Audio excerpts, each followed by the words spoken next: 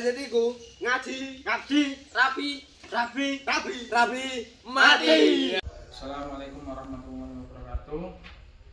Bismillahirrahmanirrahim. Saya akan menjelaskan tentang bagaimana cara membuka firasatan mukmin dalam diri kita. Nah, seperti video sebelumnya tentang 8 derajat di sisi Allah itu ya, mulai muhibbin, tawadhu, maqam ahli jihad, ahli tobat, ahli ilmu, ahli khair, dan ahli adil dan waliullah. Saya di sini akan menjelaskan tentang maqam muhibbin. Ya. Jadi maqam muhibbin itu yaitu makamnya para pecinta. Para muhibbin, bagaimana para muhibbin yang diridhai oleh Allah Subhanahu wa taala? Mari kita melihat diri kita sendiri dulu, muhasabah diri dulu. Bagi yang sudah balik ya, kita harus mulai berhati-hati. Jadi yang pertama yaitu ada 9 masalah yang sering terjadi dalam diri kita. Jadi ini 9 ini dulu kita lakukan bersama-sama dulu biar selaras ya. Nanti baru membahas prinsip-prinsipnya. Nah, pertama kita harus bersih dari azab ilahi. Nah, azab ilahi ini tentang sifat-sifat syirik, kafir, munafik, ya, memusuhi ulama, menolak petunjuk atau hidayah. Nah, itu akan mengakibatkan azab. Nah, cirinya apa? Ibadahnya tidak tenang. Jadi hubungan dengan Allah itu serasa jauh. Jadi azab ilahi itu ilmu kita bertambah tapi mata hati kita tidak bertambah tajam. Nah, itu cahaya wajah diambil, terus iman tidak meningkat, diberi ujian yang tidak bisa kita tangani ya, karena azab tadi. Yang kedua karena balak nih. Jadi balak ini kita adu domba, berlebihan, kurang sedekah, menolak keadilan. Nah, ini akan menimbulkan balak. Balak itu bencana. Orang Jawa itu apes. Orang Jawa itu apes. Terus kualat, durhaka, dan su'ul adab. Nah, ini juga pengaruh. Kalau perempuan itu yaitu tidak beradab dan berbudi luhur kepada ayah, saudara laki-laki, kepada suami, kepada para wali nikah di sana, dan tidak menghormati laki-laki. Sedangkan untuk yang laki-laki sendiri tidak bertanggung jawab masalah keimanan dan agamanya kepada tidak memperhatikan ibunya, tidak memperhatikan saudara perempuannya, tidak memperhatikan istrinya, tidak tanggung jawab kepada anak perempuannya, keponakan perempuan, dan tidak menghargai wanita, dan kepada orang yang lebih tua, entah guru atau siapa. Terus berikutnya yaitu kebanyakan dosa. Jadi dosa menumpuk, tidak segera kita tebus nih.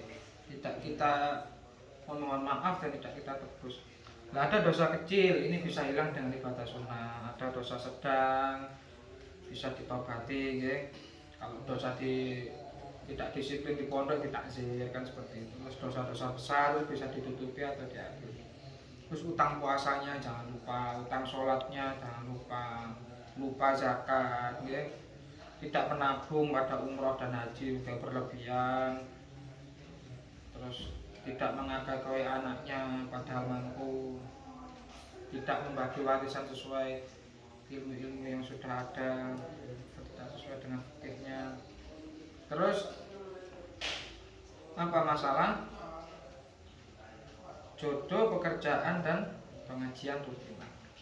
Itu tidak, dengan jodoh kita tidak mengarahkan jodohnya mungkin adik kita atau ponakan kita tidak membantunya. Terus karma ini hubungan kepada negara, tidak taat pemimpin, tidak taat lalu lintas, meremehkan adat budaya, mempermainkan orang lain meskipun beda agama nanti kena. Terus menyakiti makhluk, tidak suka perbedaan. Nah, berikutnya gangguan psikologis lah, ini yang diruqyah. budak dunia, budun, ya. Budak cinta, bucin, budak amarah itu emosian. Ya. Terus ayat strong, angkuh, iri, dengki, sombong, tamak, riya, omong kosong, males. Nah, ini bisa diruqyah dengan ayat-ayat Quran agar kita kembali fresh, batin kita kembali fresh dan bersih. Dan yang ketujuh yaitu penyakit medis. Penyakit medis ini ada tingkatnya, ada 6, ya, nanti bisa diterapi. Kan kalau tubuh kita tidak sehat juga susah kita mendekat kepada Allah, itu juga susah karena tubuh kita sakit. Ya, ada juga yang karena sakit itu menjadi wasilah menuju Allah juga. Terus gangguan penyakit non medis, nah ini serangan jin setan iblis yang di luar diri. Kalau yang di luar tadi jin setan iblis yang di dalam diri, sedang yang di luar diri adalah jin setan iblis yang tidak membisikkan tapi menyakiti kita. Itu ada tingkatnya, ada 9 ya. Itu ada di buku pasien. Berikutnya sanad guru dan amalan. Nah ini penting, berarti sanad guru itu penting. Guru kita ini sambung tidak sampai ke Rasulullah SAW. Dari jalur mana, Said Hasan atau Syarif Husain ya. Nah seperti itu ya. Itu awalnya. Jadi kita harus koreksi dulu. Nah, lebih jelasnya kan seperti ini. Nah, 9 seperti ini. Oke. Buku pasien. Oke, sekarang kita akan membahas maqam muhibbin. Jadi maqam muhibbin ini adalah para pecinta. Ya. Maqam muhibbin itu mempunyai 7 ciri-ciri. Nah, itu maqam muhibbin. Jadi biar lebih mudah seperti ini. Nah, yang atas muhibbin kepada Allah dan Rasulullah. Nah, sedangkan yang tengah punya akhlakul karimah. Lah yang kanan ini adalah kesetiaan. Dalam menghadapi ujian Allah kita harus setia. Bukan setia itu tidak mau dipoligami, bukan seperti itu. Setia dalam keimanan dan agama. Terus yang kiri kenyamanan. Jadi disuruh itu manut.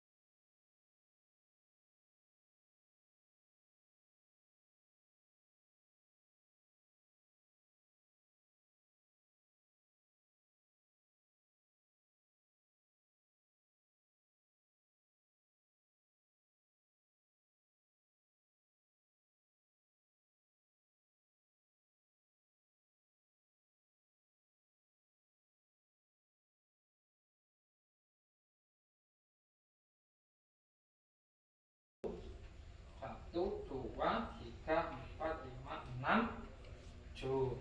Nah, biar mudah. Nah, bagaimana mengaplikasikannya maqam muhibbin tersebut di dalam kehidupan?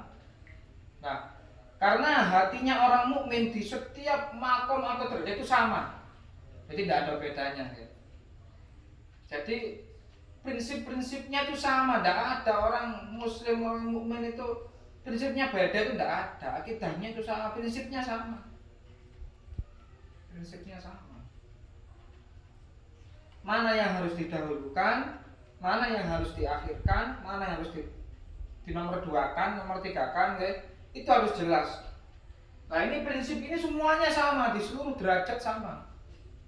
Ya, jadi ini harus diperhatikan. Kalau kita sudah betul tidak maqam kita, muhibbin kita dalam pribadi kita, perbuatan kita, okay? Itu harus jelas. Nanti yang pertama, ini prinsip-prinsip ya. Nah, prinsip-prinsip. Nah, pertama prinsip ketuhanan. Nah, prinsip ketuhanan ini harus didahulukan dari yang lain. Jangan bergantung pada makhluk, jangan bergantung pada itu. Orang muhibbin itu sudah tidak menyandarkan dirinya kepada sesamanya karena dia sudah tahu porsi-porsinya.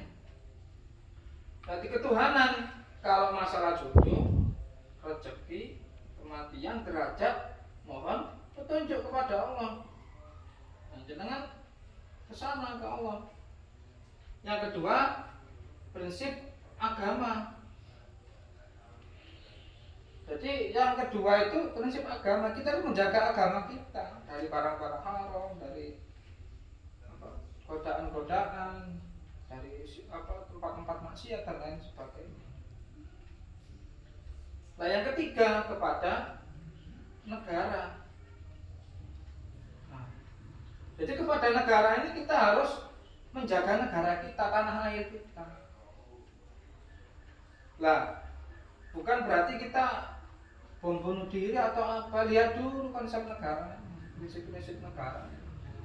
Dan negara di kita kan sudah damai, orang-orang kafir harbi tidak ada, ya kan? Orang-orang radikal yang sudah dengan hukum Pancasila sudah betul, ya kan? Nanti seperti itu prinsip negara. Jadi kita harus gimana? Harus menjaganya. Kalau soalnya kita dijajah, nah orang Kristen juga ikut, orang ateis di sini kita juga ikut, yang tidak punya agama juga ikut membela memerdekakan Indonesia. Seperti itu. Terus yang berikutnya yaitu nyawa, melindungi nyawa. Yang keempat baru pribadi. Nah, masalah pribadi, tanggung jawab, keluarga, ya, dan umat. Yang keenam adalah menjaga kesehatan. Nah, kesehatan lebih mahal dari uang, ya. Baru yang ketujuh harta benda. Nah, jadi orang muhibbin itu tahu prinsip-prinsip seperti ini, itu tahu dan dia menjalaninya, gitu. Nah, di prinsip ketuhanan, ya Allah saya mohon petunjuk untuk jodoh saya dapat istikharah, dapat. Ya itu berarti ketika Mbak itu sama diberi kecenderungan, ya sudah itu berarti jodoh dengan. Dan itu dahulukan daripada kepentingan.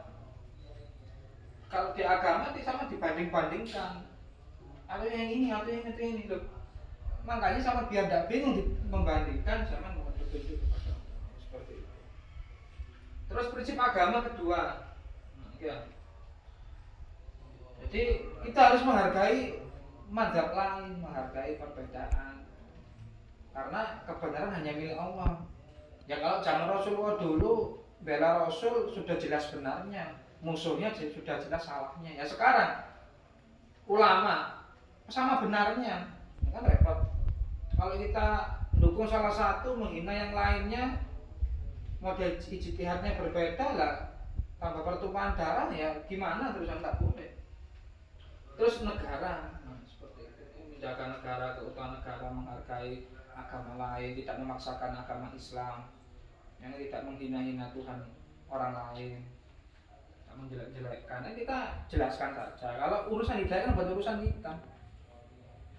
Di agama juga tidak ada paksaan. Jadi kita harus berpikir mana agama yang bisa diterima dengan fisik kita, dengan akal sehat kita, dengan jiwa kita. Yaitu kita harus di situ, harus bijaksana. Nah, seperti itu ya. Itu orang muhibbin itu seperti itu. Jadi prinsipnya, cirinya ada 7, prinsipnya ada 7 ya, biar mudah dipahami. Oke? Jika ada kekurangan itu adalah kesalahan dari saya. Jika ada kesalahannya itu dari saya juga. Jika ada kebenaran itu datangnya dari Allah Subhanahu wa taala. Assalamualaikum warahmatullahi wabarakatuh. Santriwati TAZ itu ngaji, ngabdi, rabi, mana yang banyak dan siap dipoligami.